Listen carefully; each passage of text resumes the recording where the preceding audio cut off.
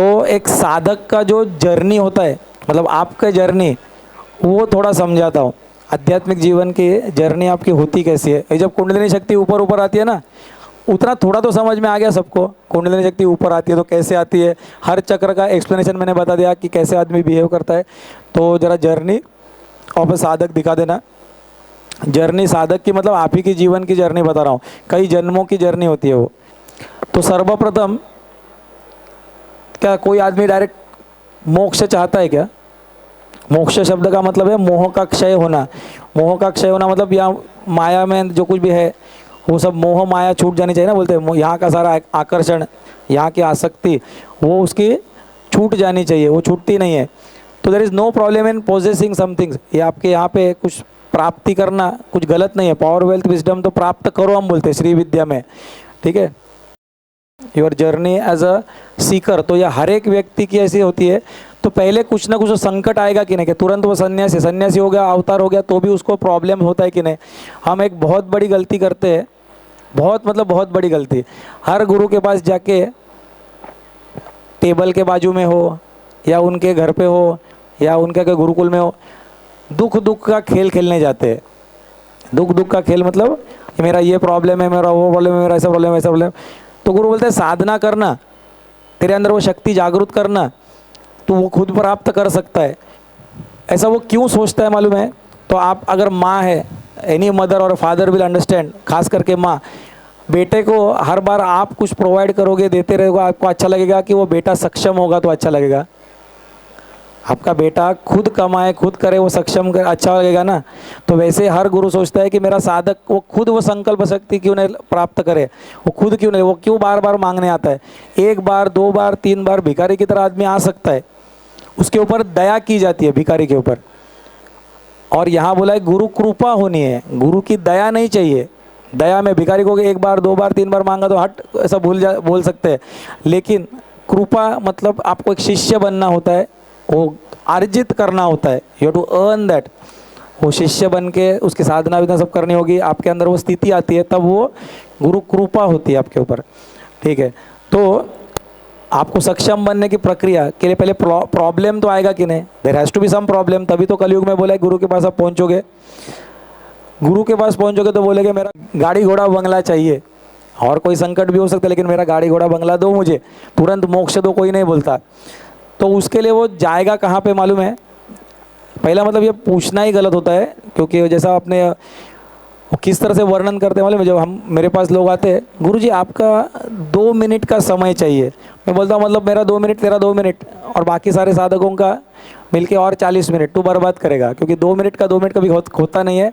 And जैसा वो James bond होता है ना, जेम्स बॉन्ड, वो कैसा बात करता है, I am Bond, James bond, ऐसा कुछ बोलता है ना, वैसा ये लोग बात करते हैं, मैं दुखी, बहुत दुखी, ऐसा करके करके ये बात चालू करते हैं। बोला कि 7 घंटा 10 घंटा गुरु जब बात कर रहा था तब तुम सोए थे क्या? उसी सत्संग में आपका आंसर आता है, you will get the answer. वो गुरु तत्व, तो ये टीवी है, सिर्फ टीवी, ये जो स्क्रीन है ना, वैसा ये शरीर, मतलब गुरु का शरीर होता है एक टीवी, हाँ, ये बाहर का टीवी, और उसके अंदर जो चैनल चल रहा है ना, प्रक्षेपण, वो गुरु तत्व वहाँ से आता है, वो वाणी बोलता है। तब तुम चैनल बंद करके बैठते हो, आप टेबल के बाजू में आते हो, मतलब किसको मिलने आए समझा, बंद टीवी के पास। जब वो ही वांट्स रेस्ट, तब जाके वो हाँ नमः शिवाय, ये या जो कुछ आपका होगा, ओम दत्तात्रेय नमः, वो जो ऐसा इतना नमस्कार करके चलो चलो करके वो हमेशा करेगा। तो सत्संग में ध्यान रखना, सत्संग में वहाँ पे आपको आंसर मिलता है। तो सवाल क्या था, सीकर के जर्नी, तो चार्ट दिखाना सीधा। तो जब कभी प्रॉब्लम आता है तो इतना मत भूलना कि आपसे अधिक प्रॉब्लम वो अवतार को होता है, गुरु को होता है, वो महापुरुष को होता है कि नहीं होता है, पहले बताओ। आपसे ज़्यादा प्रॉब्लम कृष्ण को होगा, राम को होगा, उनको तो वनवास में गया था, आपका तो छोटा मोटा प्रॉब्लम होगा। हर महापुरुष का देखो, उनको हमसे तो ज़्यादा बड़ा प्रॉब्लम था कि नहीं जीवन में। तो इट इज़ रॉन्ग टू से मुझे प्रॉब्लम ही नहीं चाहिए, ये तमोगुण का लक्षण है। तमोगुण मतलब ये लोएस्ट ऊर्जा, कि मुझे प्रॉब्लम चाहिए नहीं, जबकि जिसको मांग रहा हूँ उसी को ज़्यादा प्रॉब्लम्स है कि नहीं बताओ। हर गुरु को, हर अवतार को, हर बड़े राजा को, हर महापुरुष को प्रॉब्लम्स थे, हाँ। तो उन्होंने प्रॉब्लम सॉल्व कैसा किया वो देखो। तो भगवत गीता में मेंशन किया है, मैं शक्तिवानों की शक्ति हूँ, तेजस्वी लोगों का तेज हूँ, बुद्धिवानों की बुद्धि हूँ। तो ये मांगना किस तरह से मेरे प्रॉब्लम सॉल्व कर सकूँ, तो ये तो हम कभी मांगते नहीं है। तो 3 प्रकार के सिर्फ शिष्य आते हैं। तो जर्नी एज अ सीकर बोला है ना, व्हेन यू सीक।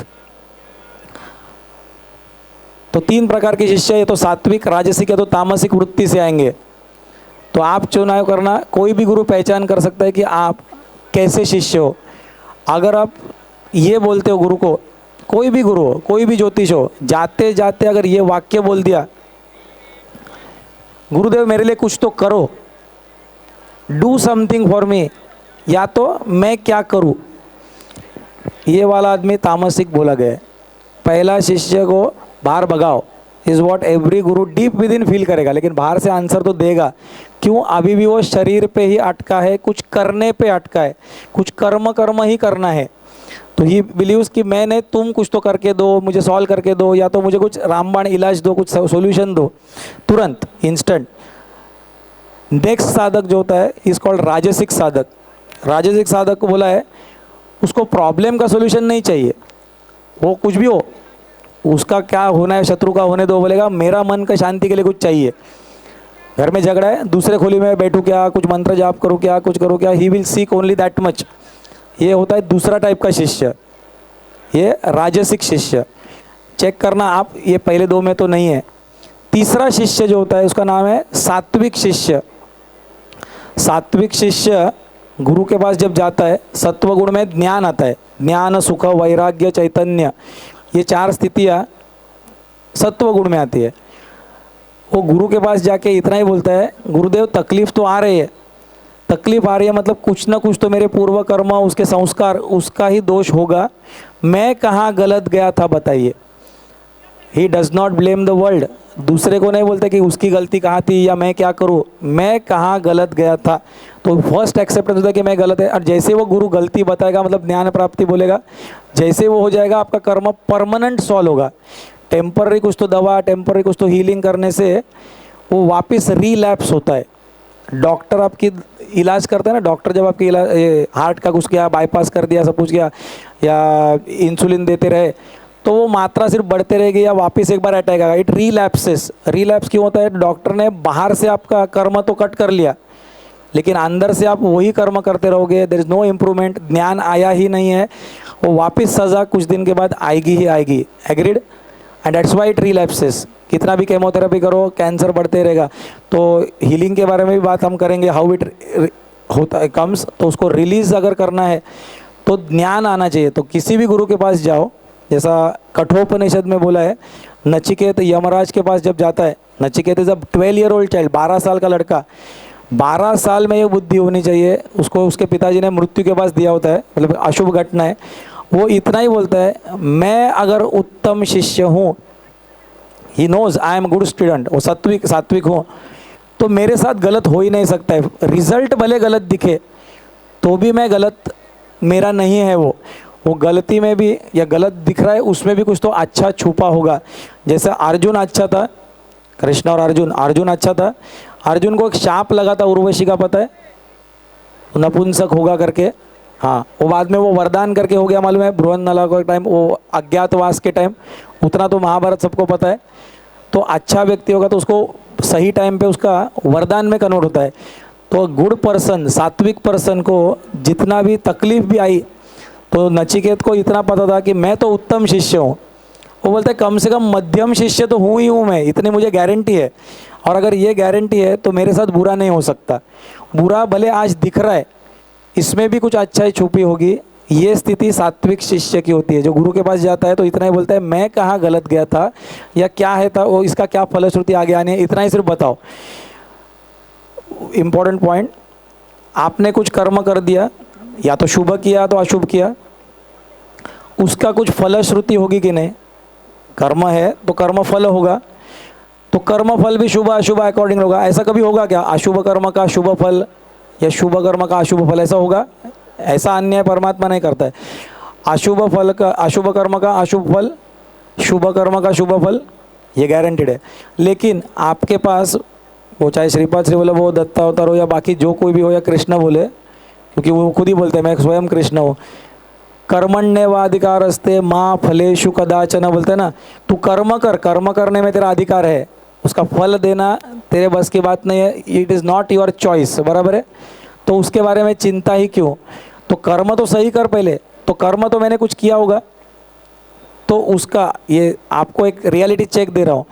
अगर आप सोचते हो स्वयं को कि मैंने बहुत अच्छा किया है तो फल भी अच्छा आएगा, फल अगर बुरा आ गया है तो इसका सॉल्यूशन ढूंढना, या तो मैंने कर्म खराब किया है, if you get the answer कि मैंने कर्म खराब किया है, correct it, go it, very easy. लेकिन आपको कर्म खराब किया, फल खराब आया तो प्रॉब्लम लगता नहीं है, शुभ कर्म किया, शुभ फल आया तो भी प्रॉब्लम लगता नहीं है। प्रॉब्लम कब आती है मालूम है, जब आपको लगता है कि आपने बहुत शुभ काम किया है एंड फल अशुभ आया, बराबर, you feel I have got injustice. तो ये सिचुएशन में वो सात्विक शिष्य गुरु के पास जाके यही पूछता है इसका क्या मतलब होगा, ये किसके लिए ऐसा होता है, वो ज्ञान प्राप्ति ट्राई करता है, मैं कहाँ गलत गया था इन इंटरप्रेटिंग दिस, या तो ओरिजिनल कर्म कुछ गलत था क्या। तो वो यमराज के पास जैसे जाता है ये स्थिति में, उसको 3 वरदान मिलते हैं, पितृदोष उसका चला जाता है, उसके बाद उसको श्री विद्या का नॉलेज आता है, पावर वेल्थ विजडम, एंड मोक्ष का भी ज्ञान मिल जाता है। तो ये होता है सात्विक शिष्य। तो ये स्थिति में पहुंचने के लिए फास्ट एक चार्ट दिखाता हूँ, ये आपके हर एक की जर्नी होगी, ये एक जन्म की नहीं होगी तो शायद अनेक जन्मों की, चेक कर देना। सबसे पहले जब प्रॉब्लम आता है, मेरा गाड़ी घोड़ा बंगला नहीं मिल रहा है, I need some problem, health, वो हेल्थ वेल्थ कर ले किसी का भी, तो तुरंत पहले किसी को कंसल्ट करेगा। तो मैंने वहाँ ज्योतिष लिखा है, मतलब जिसको समझता है कुछ, तो वो चाहे डॉक्टर के पास जाए, वकील के पास जाए, और किसी के पास जाए, काउंसलर के पास जाए, I take it as somebody who can tell something. उसमें थोड़ा सा हायर आध्यात्म में आते तो, थोड़ा धर्म में आते तो ज्योतिष, ज्योतिष वो बोला है आइज ऑफ द वेदा, आँख बोला है वेदांत का। तो सर्वप्रथम उसको आप पूछने जाओगे, वो कुछ उपाय देगा आपको। वो क्या उपाय देगा मालूम है, अनेक इष्ट देवता के पास जाओ, गणपति का ये करो, शिव का ये करो, नवग्रह का होगा, बराबर है कि नहीं है। फिर आपके चक्कर चालू होते हैं हर मंदिर में, फिर देवी का मंदिर में थोड़ा ये उपाय है, बराबर है, हनुमान जी के मंदिर में थोड़ा, और अपने सारे देवता थोड़ा कम हो गए तो थोड़ा कोई चर्च में भी चला जाएगा, और थोड़ा गुरुद्वारा में जाएगा, कोई मंदिर ये मस्जिद में भी जाएगा। पर जाके वहाँ क्या पूछेगा मालूम है, जो इसको पूछा था वही, हे गणपति मुझे गाड़ी घोड़ा बंगला दो। फिर घर आते आते हनुमान जी के मंदिर में, हनुमान जी मुझे मेरा गाड़ी घोड़ा बंगला दो। अरे वो हर मंदिर में जाके एग्जैक्टली सेम मांगेगा, उसको इष्ट देवता में इंटरेस्ट नहीं होता, उसको फलश्रुति में इंटरेस्ट होता है। ऐसा व्यक्ति को राजसिक बोला या तो तामसिक बोला है, उसको भगवान में भक्ति नहीं है, उसको फलश्रुति में इंटरेस्ट है। तो ऐसी भक्ति काम में आती नहीं है। आफ्टर सर्टेन टाइम्स वो बोलता है कि इसमें से कोई अच्छा भगवान ढूंढता हूँ, तो ही settles down to for one इष्ट देवता। एक इष्ट देवता मतलब वो बोलेगा भगवान मतलब गणपति, कोई बोलेगा भगवान मतलब दत्तात्रेय, कोई बोलेगा भगवान मतलब वो देवी, या भगवान मतलब ऐसा। तो एक इष्ट देवता पे वो फाइनल हो जाता है, हाँ वहाँ पे ही वो स्थिर हो जाता है। तो इससे भी एक स्टेप ऊपर का देवता ऐसा बोला गया है, एक वो साधक as reach to one step up. अब वो बेचारा एक गणपति के पास जाके क्या लगता है आपको, गणपति का भक्ति करेगा? वो दत्त मंदिर का जाके दत्त का भक्ति करेगा? उस दत्त का भी दिमाग खाएगा तीनों बार, तीन है ना, तीन मुख, क्या बोलेगा, मेरा गाड़ी घोड़ा बंगला दो। He can not ask anything more than that वहाँ जाके, क्योंकि वो साधक की स्थिति है, वो यही मांगेगा। वो इष्ट देवता एक जो है वहाँ पे भी उसको फलश्रुति तुरंत नहीं आएगी, तो फिर वो उसको लगता है अरे पत्थर है, सिर्फ मूर्ति है, काल्पनिक है, ये सोंड है, ये ऐसा है, 3 मुख है, 12 हाथ है, 18 हाथ है, ही फील्स ये कल्पना होगी, ये असली नहीं होगा। तो उसके चरित्र पढ़ना चालू करता है, पुराण पढ़ना, गणेश पुराण, दत्त का पुराण या बाकी जो होगा वो चरित्र या बाकी सब कुछ पढ़ना चालू करेगा, to make that god alive, super power जैसा हनुमान का होगा तो सब स्टोरीज सब पढ़ेगा। वो पढ़ते पढ़ते उसको समझ में आता है कि इसके राक्षस भी जो मारे थे वो सब भी काल्पनिक है, ये भगवान भी काल्पनिक लगता है, पर मेरा प्रॉब्लम तो रियल है, ये नहीं सॉल्व कर पाएगा। तो कौन सॉल्व कर पाएगा? ऐसा एक इष्ट देवता जिसके दिमाग में बैठ गया है, उसके दिमाग में एक इष्ट देवता बैठ गया, या तो दत्त या तो हनुमान या तो कोई तो बैठेगा कि नहीं। वो देवता का कोई गुरु होगा जिसने वो साधना की होगी, मतलब मौर्य गोसावी होगा तो गणेश का किया होगा, ये श्रीपाद श्रीवल्लभ होंगे, ऐसा कोई तो एक गुरु होगा जिन्होंने किया होगा कि नहीं, तो उसके पास वो जाएगा। ये इष्ट देवता की किसने साधना की, तो उसके पहले जहाँ जहाँ गणेश की साधना हो गई, जिन्होंने जो दत्त का किया, तो अनेक समाधिस्थ गुरु के पास आप पहुँचोगे, अनेक तीर्थ क्षेत्र जाओगे, अनेक तीर्थ को हे गुरु क्या दो, गाड़ी घोड़ा बंगला दो, तो वहाँ तो शरीर तो नहीं रहा, चैतन्य रहा। ये करते करते आपको कोई गुरु ठीक लगते, कोई नहीं लगते, करते करते आपकी पर्सनैलिटी से सूट होने वाला एक समाधिस्थ गुरु के पास पहुंचोगे। हाँ, भगवान गुरु मतलब, ये भगवान मतलब साईं बाबा, श्रीपाद श्रीवल्लभ, रामकृष्ण परमहंस, विवेकानंद, एकनाथ महाराज, या सो एंड सो, एक जन पे आप स्टेबलाइज हो जाओगे। ये देख के इसका चरित्र पढ़ोगे आप, इनका चरित्र बाद में पढ़ोगे, कोई एक समाधि गुरु का पूरे दिल से, पर वो आज है क्या जीवित, तो उनके प्रॉब्लम सही थे, आने वाले साधक सही थे, मेरे जैसा ही दिखता है उसको, लेकिन मंदिर में जा जाके सॉल्यूशन नहीं मिलता।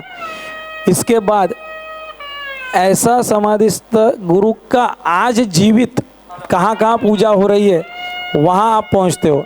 इनफैक्ट ये समाधिस्थ गुरु ही आपको यहाँ भेजता है। तो अनेक गणेश वाले आज जीवित जो कर रहे परंपरा या दत्त वाले, ऐसे गुरु के पास आप बराबर पहुँचोगे। देवी वाला हो तो देवी के अनेक गुरु देखोगे, और यहाँ एक बड़ा प्रॉब्लम शुरू होगा। क्या होगा मालूम है, यहाँ तो मूर्ति थी, यहाँ जीवित है, तो यहाँ स्कैम स्कैंडल्स भी आ सकते हैं, आपको श्रद्धा कम हो जाती है। अरे ये गुरु ना स्त्रियों के पास देखता है ज़्यादा, ये ना पैसा लेते हैं, वो आपका रजतम बुद्धि से काम चालू हो जाता है। तो मैनी जीवित गुरु के क्वालिटीज़ यू डोंट लाइक, फिर एक किसी जीवित गुरु के पास आप स्थिर स्थावर हो जाओगे। हाँ, ये मेरे गुण से मैच करता है, आई लाइक दिस, तो एक गुरु के पास और ऊपर वन जीवित सदगुरु के पास आप पहुंच जाते हो। ये प्रक्रिया है आपकी। तो यहाँ पे आप पहुंचोगे ऐसे सदगुरु के पास जो जहाँ आपने साधना सब की थी वही परंपरा में आपको वहाँ लेके जाएगा बराबर। यहाँ पे आप इसका जीवन चरित्र पढ़ोगे। जीवन चरित्र पढ़ना मतलब लाइव टेस्टिमोनियल्स, लाइव सब कुछ। पर यहाँ जाके भी आप क्या मांगोगे उसको मालूम है? जीवित सदगुरु के टेबल के पास जाके क्या, गुरुदेव जो आप करते हो वही, गाड़ी घोड़ा बंगला चाहिए। वो बोलेगा मैं सीधा जीवित खड़ा हूँ मोक्ष देने के लिए। वो अपना सोचो, कॉरपोरेट हेड कोई तो है, बिलियंस ऑफ डॉलर्स को देना चाहता है। आप बोलते हो कि आज का खाना सिर्फ मिलेगा क्या, उतना तो दो, थोड़ा सब्जी रोटी दो। वो बोलता है प्रॉपर्टी तेरे नाम पे करने को तैयार हो बिलियंस का। तो this is what people do. गुरु के पास आके ऐसी छोटी छोटी चीज़ मांगते रहते। बोलते तू स्वयं गुरु क्यों नहीं बनता? तो आफ्टर दिस स्टेज 2-3 बार आपको वो हीलिंग कर देगा, आपको कुछ गिफ्ट दे देगा, साधना में बांट देगा, ये बताने के लिए कि देख अभी तो शक्ति तेरे सामने खड़ी है, कुछ तो अवतरित हो चुका है, वो दिव्य अलौकिक कुछ तो पहचान, वो कर्म निर्मल है कि नहीं वो देख। जो बोला था ना अवतार स्थिति में आपको जाना है, वो पहचान। उसके लिए वो उसको जादू 2-4 करके दिखाना पड़ता है। That is not the way of life. Dnyaneshwar माऊली थे, ज्ञानेश्वर माऊली पता है ना सबको, आनंदी वाले। तो उन्होंने कुछ दीवार पे चढ़ के उड़ा के दिखाया था ना, वो चमत्कार था एक। तो उन्होंने क्या ज्ञानेश्वर एयरवेज चालू किया क्या? चलो सवारी 10-10 रुपये का, वो टाइम का 10 रुपये, चलो 4-4 जन नहीं। That is just to tell कि क्या होती है पावर प्रकृति के ऊपर जाने वाली। साईं बाबा ने वो दिया पानी के ऊपर चलाया था मालूम है। तो क्या उसने बिजनेस नहीं चालू किया इतना चलो तो पानी का। तो लास्ट डायग्राम दिखा देना। तो ये वन जीवित सदगुरु के पास ये ऐसा गुरु आपको मिलना चाहिए जहाँ चमत्कार तुरंत होते हैं। चमत्कार को ही नमस्कार होता है, ये बराबर है। पर I would like to change that statement. चमत्कार को नमस्कार मत करना, नमस्कार ठीक से करना, आपके जीवन में चमत्कार होने चालू हो जाएंगे। समझ में आया कुछ? न मम, नमकार मतलब मैं नहीं तू, मेरा नहीं तेरा, ये भावना जब आ जाएगी तब आपने नमन ठीक से किया। मेरे से ऊपर वाला कोई तो है, इतना समझ में जब आता है, तो वैसा गुरु ऐसे जगह पे जब आप पूर्ण रूप से झुक जाते हो, झुको तो पूर्ण झुको, आधा आधा नहीं, पूर्ण एक जगह पे, वो एक कोई तो जीवित सदगुरु जल्दी आपको मिलने जाना चाहिए। तो अब अंतर्योग में आगे मैं कुछ फोर्स नहीं करूँगा, अनुभूति ले लेना, 5 दिन के बाद डिसीजन कर लेना क्या होगा। मेरे आज तक का अनुभव ये है, जो आए वो वापस कभी गए नहीं। Antaryog is a one way entry, ध्यान से रख देना। आप आए हो कि लाए गए हो, इसके ऊपर घर में चिंतन करना। तुरंत आज नहीं समझेगा, घर जाके देखना, ध्यान से करना, कल आके टेस्टिमोनियल बता देना, ठीक है। तो आज के लिए पर एक सवाल था, ये जो चार्ट बताता वो सही वैसा ही है कि नहीं बताओ। कुछ को ये जर्नी समझी नहीं होगी, क्योंकि आप बोलोगे नहीं मैं तो सीधा जीवित गुरु के पास आ गया, तो इसका मतलब बाकी सारी स्टेप्स आपके पिछले जन्म में कभी तो हो चुकी है। अभी आप कोई तो ये स्थिति में होंगे, कोई ये स्थिति में होगा, पर ये प्रोसेस में से ही आते आते आते यहाँ तक पहुँच जाता है। बराबर कितने जन को लगा के नहीं बताओ। दिस इज़ द प्रोसेस, यही प्रोसेस से आता है। एंड ये प्रोसेस कैंसल करने के लिए वो गुरुकुल पद्धति हुआ करती थी एजुकेशन सिस्टम में, गुरुकुल। तो बचपन में उसको किसी जीवित सदगुरु के पास भेज दिया जाता था, ताकि ये सारे स्टेप्स उसके हट जाए एंड वो तुरंत वो बड़ा बन जाता है, ठीक है। तो आज के लिए इतना ही रखते हैं, धन्यवाद। तो हैंड ओवर करता हूँ को होस्ट को।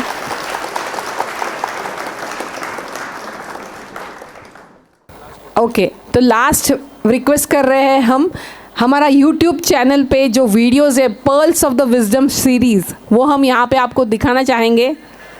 8 pearls have been release for the world. ये एक जो वीडियो है वो अलग अलग शिविर से है, अलग अलग एक बहुत बड़ा ट्रुथ जीवन का रिवील करता है। तो वो एक बार देखना, पर्ल्स ऑफ द विजडम्स। ये एक नई सीरीज़ है आचार्य उपेंद्र जी की।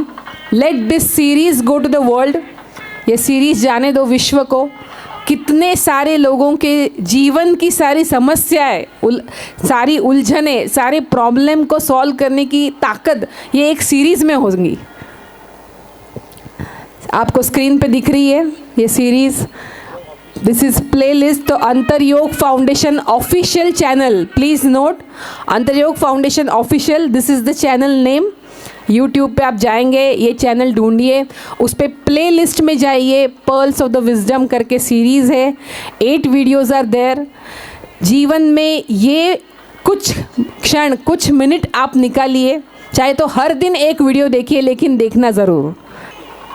और ऐसे ही बहुत सारे जो लेक्चर्स है, बहुत सारे विजडम के ज्ञान के अमृत है, वो सब आते रहेंगे।